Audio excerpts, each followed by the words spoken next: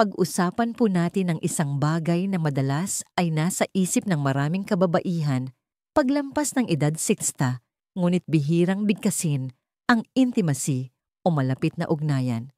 Isang karaniwang paniniwala na habang tayo ay tumatanda ang ating buhay sexual ay natural na lamang na humihina, na parang isang kabanata ng buhay na tahimik nang nagsasara. Ngunit paano kung sabihin ko sa inyo na ang paniniwalang ito ay hindi lamang isang maling akala, maaari pa itong dahan-dahang sumisira sa inyong kalusugan at nagpapabawas sa haba ng inyong buhay. Ako po si Dr. Mila De La Paz, isang manggagamot na dalubhasa sa geriatric care o pangangalaga sa mga nakatatanda na may partikular na focus sa kalusugan ng kababaihan. Sa loob ng ilang dekada ng pagtatrabaho kasama ang libu-libong pasyente, na tulad ninyo personal kong nakita kung gaano kalalim ang koneksyon ng ating pisikal at emosyonal na kapakanan. Ang ideya na ang pakikipagtalik ay basta na lang naglalaho kasabay ng edad ay isa sa mga pinakanakapipinsalang kasinungalingan dahil ang pagsuko sa intimacy ay maaaring magdulot ng tunay at nasusukat na epekto sa inyong puso, utak, at maging sa inyong immune system. Sa artikulong ito, isa-isa kong tatalakayin ang nakakagulat na kahihinatnan ng pagkawala ng intimacy pagkatapos ng edad 60.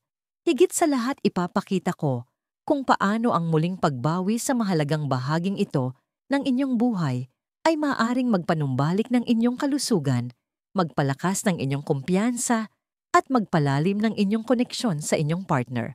Bigyan po ninyo ng pansin ang ikapitong punto ito, ang halos hindi na pag-uusapan, ngunit maaaring ito ang susi sa pagprotekta ng inyong katawan mula sa malulubhang karamdaman. Simulan na po natin at tingnan kung saan madalas nagsisimula ang pinsala ng tahimik at hindi nakikita sa loob mismo ng makinang nagpapanatili sa inyong paggana ang inyong puso. 1. Nagdurusa ang kalusugan ng inyong puso. Maaaring nakakagulat, ngunit ang ating pisikal na puso ay hindi lamang umaasa sa masustansyang pagkain at gamot para manatiling malakas habang tumatanda. Ang regular na gawaing sexual kahit na sa inyong edad, 60-70, at higit pa ay nagsisilbing isang uri ng banayad na ehersisyo para sa puso. Nakakatulong ito na mapabuti ang sirkulasyon ng dugo, makapagpababa ng presyon ng dugo, at mapanatili ang pagiging nababanat ng mga ugat. Sa katunayan palaging ipinapakita sa mga pag-aaral na ang mga nakatatandang nananatiling aktibo sa pakikipagtalik ay mas kaunti ang nararanasang komplikasyon na may kaugnayan sa puso. Hindi ito tungkol sa tindi o dalas na marahil ay naaalala ninyo noong kabataan. Ito ay tungkol sa pagiging tuloy-tuloy at sa kapangyarihan ng koneksyon. Kapag nawala ang intimacy, nawawala rin sa inyong katawan ang isa sa mga pinakanatural na paraan nito upang manatiling masigla. Kung wala ang gawaing ito, ang puso ay maaring maging mas mahina laban sa epekto ng stress, pamamaga at pangmatagalang sakit. Isipin po ninyo ito. Sa ganitong paraan, hindi naman po ninyo basta na lang ititigil ang inyong pang-araw-araw na paglalakad o lalaktawan ng iniresetang gamot. Ang pagpapabaya sa inyong kalusugang sexual ay may mga kahihinatnan na kasing seryoso nito. Maraming kababaihan ang hindi nakakaalam na ang puso ay nakikinabang sa pagiging malapit sa haplos at sa pisikal na pagmamahal, tulad din ng pakinabang nito mula sa tamang pagkain at pahinga. Malinaw ang mensahe, ang pag-aalaga sa inyong intimacy ay pag-aalaga rin sa inyong puso. Ngunit hindi lamang ang puso ang nakikinabang dito.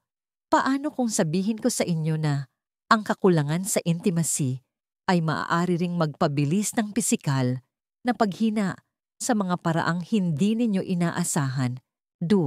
Nawawala ng sigla ang inyong mga kalamnan at kasukasuan kapag iniisip natin ang pananatiling malakas. Habang tumatanda, karamihan sa atin ay naiisip ang isang klase sa yoga o mabilis na paglalakad sa umaga. Ngunit isa sa mga hindi napapansing paraan upang mapanatili ang tono ng kalamnan at pagiging nababanat ng mga kasukasuan ay sa pamamagitan ng regular na gawaing sexual. Ang intimacy ay natural na gumagamit ng iba't ibang grupo ng kalamnan, kabilang ang napakahalagang pelvic floor, naghihikayat ng pag-uunat at pagkilos at maaari pang makatulong na mapabuti ang inyong balanse at koordinasyon. Para sa mga senior na babae, ang ganitong uri ng pisikal na aktibidad ay hindi lamang kasiya siya, kundi lubhang kapaki-pakinabang. Kung wala ito, maaaring mas mabilis na manghina ang mga kalamnan, manigas ang mga kasukasuan at magsimulang bumaba ang inyong pangkalahatang kakayahang kumilos. Ito ay isang tahimik na pagbabago, isa na maaaring hindi ninyo mapansin sa simula. Ngunit sa paglipas ng panahon, tumutugon ang inyong katawan sa kakulangan ng partikular na estimulasyong ito sa pamamagitan ng pagbawas ng lakas at mas mataas na panganib ng mga pilay, pagkapunit ng kalamnan at iba pang pinsala. Higit pa rito ang kumpiyansa na nagmumula sa pakiramdam na malakas at may kakayahang pisikal ay madalas na nag-uugat sa regular na pagkilos, kabilang na ang nangyayari sa silid-tulugan. Ang pagkawala ng koneksyong iyon ay maaring humantong sa isang mas laging nakaupong pamumuhay na lumilikha ng isang pababang cycle na lalong humihirap sirain. At habang ito ay maaring nakakagulat, na maghintay kayo hanggang malaman ninyo kung paano direktang naaapektuhan ng pakikipagtalik o ang kakulangan nito ang talas ng inyong isipan. 3. Tumatamlay ang inyong utak. Karamihan sa mga tao ay hindi iniuugnay ang pakikipagtalik sa kalusugan ng utak, ngunit malakas ang koneksyon nito lalo na habang tayo ay tumatanda. Sa panahon ng gawaing sexual, naglalabas ang inyong utak ng isang halo ng mga nakabubuting chemical tulad ng dopamine, oxytocin at endorphins. Hindi lamang ito mga feel-good gas hormone. May mahalaga silang papel sa pagpapabuti ng inyong kalooban, pagbabawas ng antas ng stress, at maging sa pagpapahusay ng memorya at pag-iisip. Para sa mga nakatatandang babae, ang pananatiling matalas ang isipan ay isang pangunahing prioridad, at ang regular na intimacy ay maaaring maging isang natural na paraan upang suportahan ang mga kritikal na tungkulin ng utak. Sa kabilang banda, kapag nawala ang pakikipagtalik sa inyong buhay, hindi nakukuha ng inyong utak ang mahalagang tulong na ito sa neurology. Sa paglipas ng panahon, maaari itong mag-ambag sa pagtaas ng pakiramdam, ng pagkabali sa depresyon at maging sa mas mataas na panganib ng maagang paghina ng pag-iisip. Ang emotional na intimacy at pisikal na koneksyon ay nagpapanatiling aktibo at gumagana sa mga neural pathway ng inyong utak. Isipin ito na parang isang kalamnan. Kailangan ng inyong utak ng regular na estimulasyon upang manatiling malakas, at ang intimacy ay isa sa mga pinakanatural at kasiyasyang anyo ng ehersisyo para sa isip na magagamit. Ang pagpapabaya sa bahaging ito ng inyong buhay ay hindi lamang nakakaapekto sa inyong katawan. Tahimik nitong ninanakaw sa inyong isipan ang ningning na nagpapadama sa inyong kayo ay tunay na buhay. Ngunit higit pa sa memorya at kalooban, may mas malalim pang nanganganib ang inyong kakayahang makaramdam ng emosyonal na koneksyon sa inyong partner. FAR, nagsisimulang maglaho ang emosyonal na ugnayan. Habang tayo ay tumatanda, ang malalim na emosyonal na koneksyon sa isang partner ay nagiging mas mahalaga kaysa dati. Ngunit kung walang pisikal na intimacy, ang ugnayang yon ay maaring tahimik at dahan-dahang manghina. Ang pakikipagtalik ay hindi lamang isang pisikal na gawain. Ito ay isang malalim na pagpapahayag ng pagmamahal, tiwala at kahinaan. Kapag nawala ang paraang yon ng pagpapahayag, madalas na nararamdaman ng mga mag-asawa na sila ay parang mga kasama na lang sa bahay sa halip na mag-asawang nagmamahalan. Ang mga pag-uusap ay maaaring maging paulit-ulit na lang, ang pisikal na paglalambing ay nagiging bihira, at ang kislap na nagparamdam sa inyo noon na kayo ay hinahangad nakikita at lubos na minamahal ay nagsisimulang kumupas. Para sa maraming kababaihan, ang kawalan ng intimacy ay humahantong sa malalim na pakiramdam ng kalungkutan kahit na sila ay nasa isang tapat at mapagmahal na relasyon. At ang kalungkutan ay hindi lamang isang pakiramdam, ito ay isang seryosong panganib sa kalusugan na nauugnay sa depression, pagtaas ng presyon ng dugo, at mas mahinang immune system. Ang emosyonal na intimacy ay yumayabong sa maliliit na kilos, isang haplos, isang makahulugang tingin, isang pakiramdam ng pagiging malapit. Ang pakikipagtalik ay isa sa pinakamakapangyarihang paraan upang patibayin ang ugnayang yon. Ang pagbitaw dito ay nangangahulugan ng pagsuko sa isa sa pinakamatibay na emosyonal na sandigan sa inyong relasyon. Maraming tao ang hindi nakakaalam kung ano ang nawawala hanggang sa may distansya na sa pagitan nila. Ngunit paano kung ang pagpapanumbalik ng pagiging malapit na iyon ay hindi lamang magkokonekta sa inyo sa emosyonal na paraan, kundi tutulungan din kayong matulog ng mas mahimbing kaysa sa mga nagdaang taon? Nagiging problema ang pagtulog. Habang tayo ay tumatanda, ang pagkakaroon ng mahimbing na tulog ay madalas na nagiging mas mahirap, lalo na sa mga pagbabago sa hormone dahil sa menopause. Ngunit iilan lamang ang nakakaalam kung gaano kalapit ang ugnayan ng kalidad ng ating tulog sa ating gawaing sexual. Pagkatapos ng isang orgasm, natural na gumagawa ang katawan ng prolactin, isang hormone na nagtataguyod ng malalim na pagre-relax at nagpapadali sa pagtulog. Kasabay nito, ang paglabas ng oxytocin, madalas na tinatawag na cuddle hormone o hormone ng pagyayakap, ay nagbabawas ng stress at pagkabali sa dalawa sa pinakamalaking salarin sa likod ng hindi mapakaling gabi. Para sa maraming nakatatandang babae, ang mga problema sa pagtulog ay ginagamot ng mga tableta, ngunit ang solusyon ay maaaring mas natural at kasiya siya.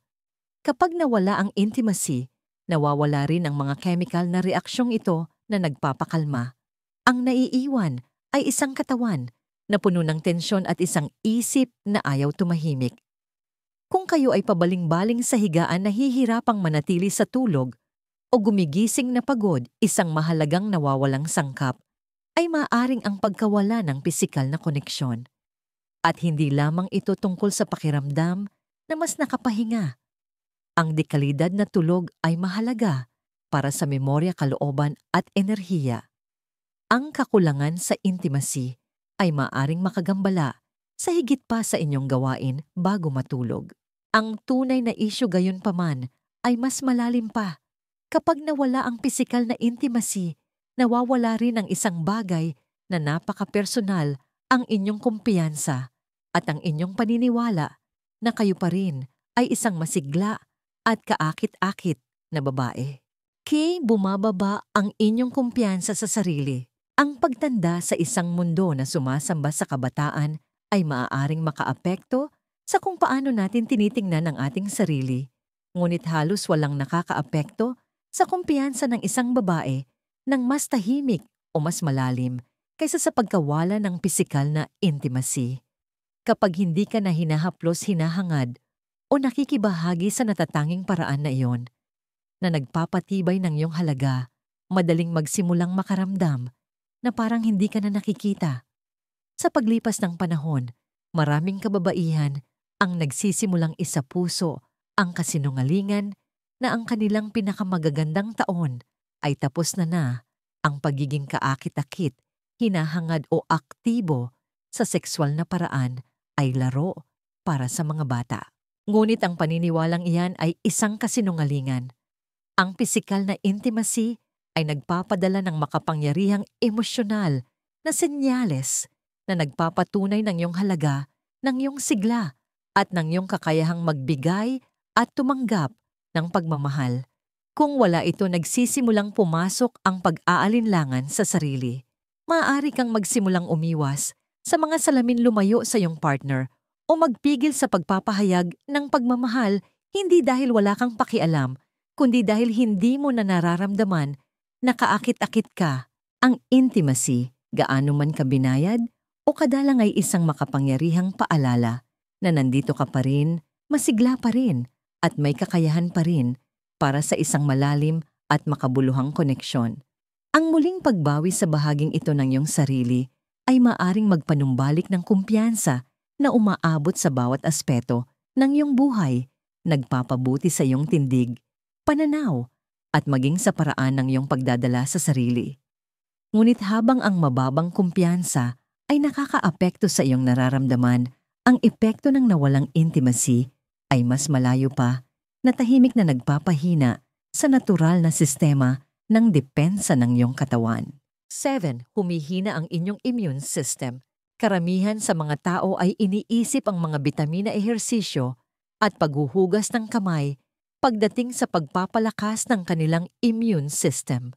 Ngunit iilan lamang ang nakakaalam na ang isang malusog na buhay sexual ay may nakakagulat at mahalagang papel sa pagpapanatiling malakas ng depensa ng iyong katawan, lalo na sa mga huling taon ng buhay.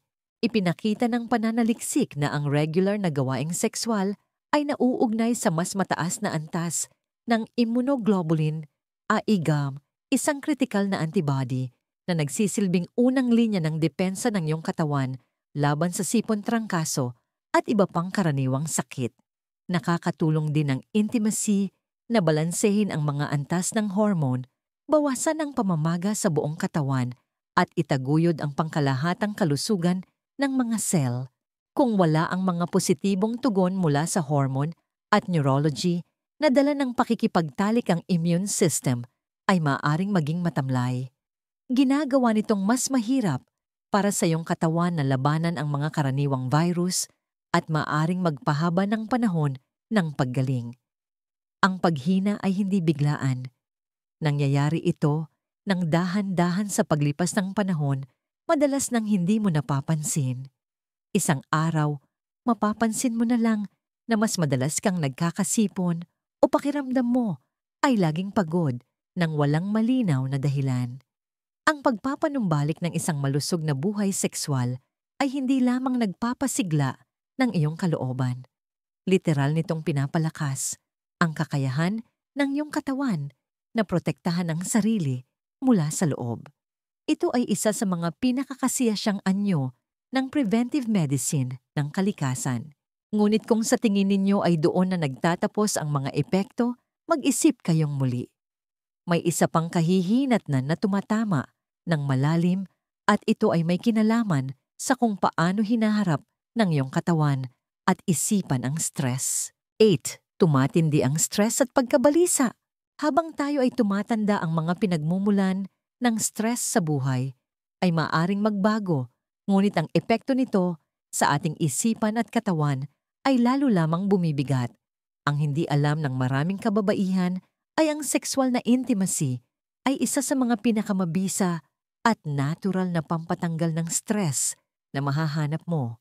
Sa panahon ng pakikipagtalik, naglalabas ang katawan ng isang makapangyarihang kombinasyon ng mga hormone na dopamine, oxytocin at serotonin na aktibong nagbabawas ng pagkabalisa, nagpapakalma sa nervous system at lumilikha ng pangmatagalang pakiramdam ng emosyonal na balanse. Ang pagdagsa ng oxytocin sa partikular ay nagpapalakas ng pakiramdam ng tiwala at pagkakabuklod na nagsisilbing natural na lunas sa pag-aalala. Kapag nawala ang intimacy sa iyong buhay, nawawalan ka ng access sa natural na paraan ng pagkaya na ito.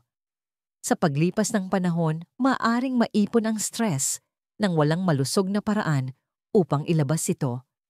Nagdurusa ang tulog at ang maliliit na pang-araw-araw na alalahanin ay maaaring magsimulang maging napakabigat. Kung wala ang pisikal na paraan ng paglabas na yon, ang pagkabalisa ay maaaring lumitaw sa ibang paraan tulad ng hindi mapakali, pagiging iritable o kahit na mga pisikal na sintomas tulad ng pananakit ng ulo dahil sa tensyon at pananakit ng kalamnan. Ang kawalan ng intimacy ay hindi lamang nag-iiwan ng puwang sa inyong relasyon. Inaalis nito ang isa sa pinakamakapangyarihang kasangkapan ng inyong katawan para sa pagpapanatili ng katatagan ng isip at damdamin. 9. Nagiging mas marupok ang inyong relasyon. Isa sa mga pinakatahimik, ngunit pinakamapait na kahihinatnan ng nawalang intimacy ay ang epekto nito sa inyong relasyon. Sa paglipas ng panahon, kapag nawala ang pisikal na koneksyon, halos palaging sumusunod ang emosyonal na distansya. Ang mga mag-asawa na dati nagbabahagi ng matinding init at pagmamahal ay maaaring dahan-dahang magkalayo, hindi dahil tumigil silang magmahalan, kundi dahil tumigil silang magsalita sa lengguwahe ng pagmamahal na yon. Ang sexual na intimacy ay higit pa sa isang pisikal na gawain. Ito ay isang lengguwahe ng tiwala, kahinaan, at malalim na emosyonal na pagkakabuklod. Kung wala ito, kahit na ang pinakamatibay na pagsasama ay maaring magsimulang maging matamlay o malungkot. Ang tawanan, pagiging mapaglaro, at mga biglaang sandali na dating nagbibigay sa inyo ng saya ay maaaring mapalitan ng isang magalang at tahimik na rutina. Madalas na nagdurusa ang komunikasyon at parehong partner ay maaaring magsimulang makaramdam na napapabayaan o hindi na hinahangad kahit na naroon pa rin ang pag-ibig. Ang intimacy, ang pandikit na nagpapanatiling masigla at kasiyasya sa emosyonal na aspeto ng isang relasyon gaano man karaming dekada na kayong magkasama. Ang pagbitaw sa koneksyong iyon ay hindi lamang nakakaapekto sa inyo bilang isang individual. Binabago nito ang buong takbo ng inyong pagsasama. Ngunit gaano man kaseryoso iyan, may isa pang layer dito at ito ay napaka-personal. Ano ang mangyayari kapag ang sarili mong katawan ay nagsimulang makalimot kung paano gumana sa sexual na paraan? 10. Nakakalimot ang katawan gamitin? Ito kundi mawawala ito. Maaring ito ay isang hindi komportableng katotohanan, ngunit ito ay simple ang katawan ng tao ay dinisenyo upang tumugon sa paggamit. Tulad ng mga kalamnan na nanghihina kapag hindi natin sila ginagamit sa pag-ehersisyo, ang ating mga sexual na tungkulin ay maaari ring magsimulang kumupas kapag hindi na sila ginagamit. Para sa kababaihan, ito ay madalas na nagpapakita bilang panunuyo ng ari, pagnipis ng mga tissue at pagkawala ng pagiging nababanat, isang kondisyon na tinatawag na vaginal atrophy. Ito ay maaring maging sanhi ng hindi komportable o masakit na pakikipagtalik na natural na humahantong sa pag-iwas. Lumilikha ito ng isang masamang siklo, ang discomfort ay humahantong sa pag-iwas, at ang pag-iwas na iyon ay humahantong sa karagdagang paghina ng tungkulin at kalusugan. Ngunit narito ang mahalagang aral, sinusubukan ng inyong katawan na may sabihin sa inyo.